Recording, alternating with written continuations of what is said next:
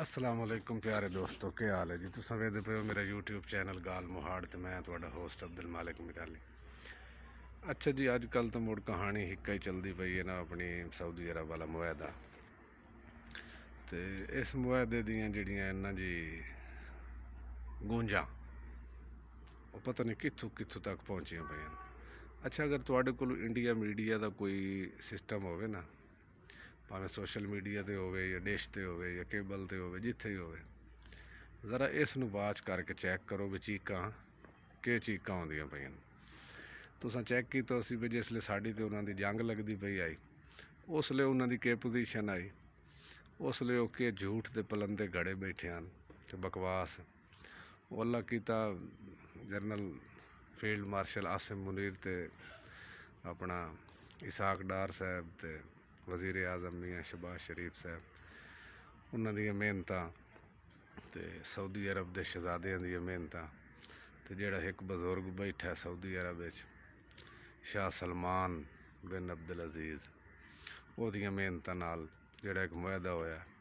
तुसां ज़रा हुण India media cheque करके वेखो भी उन्हां दी पोजीशन की है। वो उसे मोदी नूं जिहनूं हीरो बनाइंदे हन उन्होंने हुण जीरो कीती पैन ते अपने जेहड़ा उन्हां दा वज़ीर दिफा है या वज़ीर खारजा है या ओहदे जनाब उन्हां कपड़े लहाए होए कि तुसां सुत्ते रहे हो, पाकिस्तान एड्डा वड्डा मुआहदा कर लिया।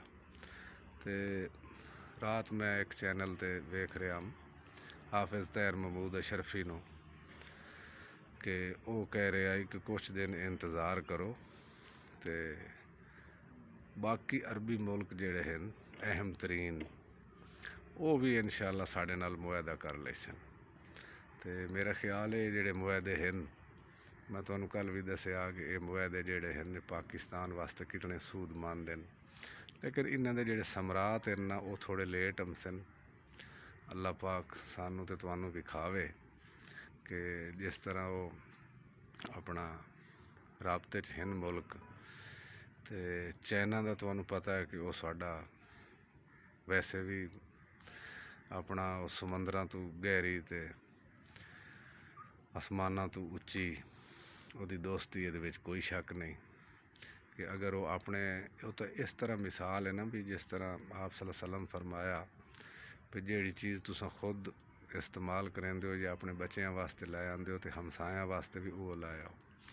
तो चाइना ये उत्ते इतना पूरा उतरिया भी जिहड़ी शै वो अपने वास्ते बनाइंदा है तो वह पाकिस्तान वास्ते भी नाल बनाइंदा है। और पाकिस्तान की मदद जिहड़ी चाइना हुण तक कीती है या अगे करनी है, वो तुहानू पता है, वो टेक्नोलॉजी होवे, जहाज़ होवन या दिफाई निज़ाम जितना भी होवे। और हुण तो साडे पाकिस्तान के जेहड़े इंजीनियर हैं वो अलहमदुलिल्लाह इत्थों तक पहुँच गए कि वो ऐसियां ऐसियां चीज़ां बना लैंदे कि जिहड़ियां वड्डे वड्डे मुल्क ना बना सकन। अरबां खरबां रुपए वाली चीज़ां वो लखां रुपइयां तैयार कर रहे हैं। और अल्लाह पाक उन्होंने होर तरक्की देवे, साड़ी दिफा दे निज़ाम जेहड़े हैं। तो दूसरी गल ये है बई वड्डी गल जिहड़ी सब तो अहम तरीन है कि सानू नौकरी मिल गई हरमैन शरीफैन की हिफाजत की कि असां उहदे बॉडी गार्ड बन गए हैं। और साड़ी दिली ख्वाहिश है कि हर मुसलमान की ख्वाहिश है कि मक्के ते मदीने की हिफाजत मैनू मिले।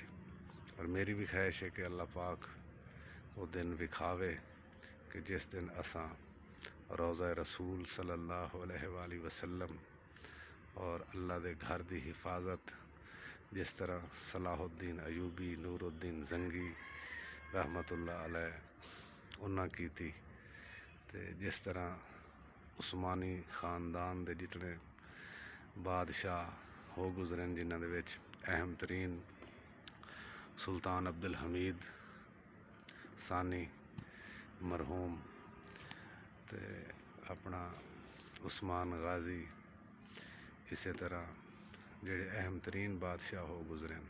सुल्तानी बादशाह जेहड़े हैं उस्मानी बादशाह सल्तनत उस्मानिया वाले वो हो तो काफ़ी सारे गुजरे, लेकिन उन्होंने कुछ ऐसे ही हैं जिन्होंने इन्हां चीज़ों नाल सरोकार ना आई।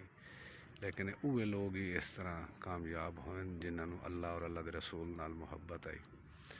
ये तारीख तुसां पढ़ लिया सी। लेकिन ये मुआहदा जिहड़ा है ये इन्हें समझो भाई इसराइल वास्ते मौत, अमरीका वास्ते परेशानी, ते मुसलमान मुल्कों वास्ते एक बहुत बड़ा मुआहदा है। अल्लाह पाक ये उत्ते सब नूं कारबंद रहण दी तौफीक देवे और दिली दुआ है कि इनू जिस जज्बे नाल मुआहदा होया इस जज्बे नाल इसनूं अल्लाह पाक तोड़ चढ़ावे। मैं भी दुआ करे ना, तुसां भी दुआ करो। बहुत बहुत शुक्रिया। अल्लाह पाक तुहानू अपनी हिफ्ज़ व अमान च रखे। तो दूसरी गल ये है कि एक तो वीडियो पूरी वेखी करो, तो चैनल नू सबसक्राइब करे सो, घंटी दे बटन नू दबाई सो। बहुत बहुत शुक्रिया। अल्लाह हाफिज़।